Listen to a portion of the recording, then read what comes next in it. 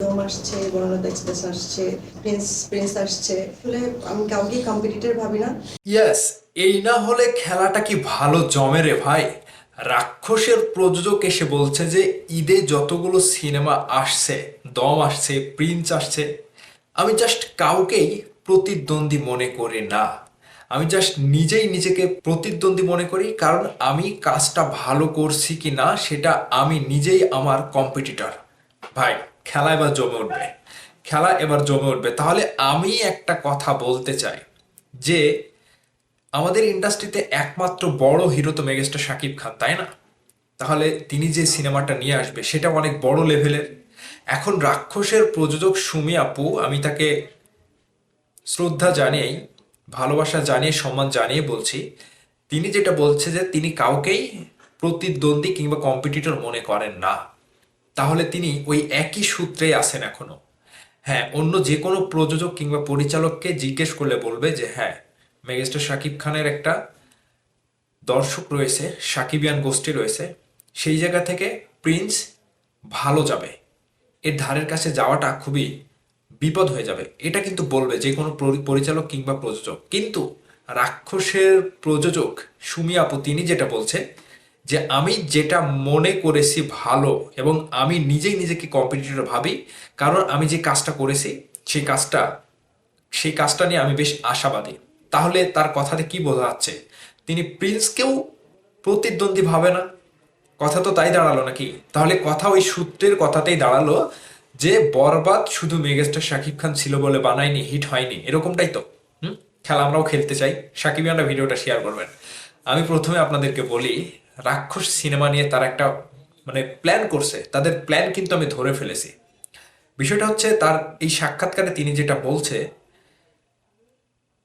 তিনি যেটা বলছে বোঝাতে চাচ্ছে যে তারা বরবাদ বানিয়েছিল, সেই সময়টাতে বরবাদের একটা হিউজ অডিয়েন্স সাকিবিয়ান ছিল, শাকিব খানের।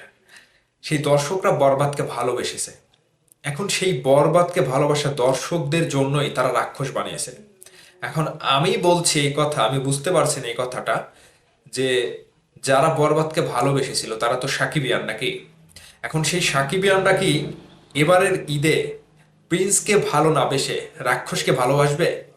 বলেন তো সাকিবিয়ানরা, আমার কথার উত্তর দেবেন। আপনারা কি প্রিন্সকে ভালো না বেসে রাক্ষসকে ভালোবাসবেন? এটা কি সম্ভব? সাকিবিয়ানরা বরবাদকে ভালোবেসেছিল, বরবাদ ইন্ডাস্ট্রি হিট হয়েছিল, নিঃসন্দেহে বলতে পারি বরবাদ একটা অন্য লেভেলের সিনেমা হয়েছিল, এর আগে এরকম সিনেমা হয়নি। এখন এই যে বরবাদ কিংবা বরবাদকে পুঁজি করে বারবার বলা হচ্ছে যে বরবাদকে যারা ভালোবেসেছিল তারাই রাক্ষসকে ভালোবাসবে, এই যে প্ল্যান, এই যে ব্রেন ওয়াশ, এটা কি বুঝতে পারছেন সাকিবিয়ানরা আপনারা? আমি বারবারই বলছি যে রাক্ষসের প্রযোজক পরিচালক তারা এবার কি বলছে যে আমরা এই সামনের সপ্তাহ থেকে আমাদের টিজার সবকিছু রিলিজ করব। তাহলে দেখেন তারাও প্রিন্সের দিকে তাকিয়ে আছে।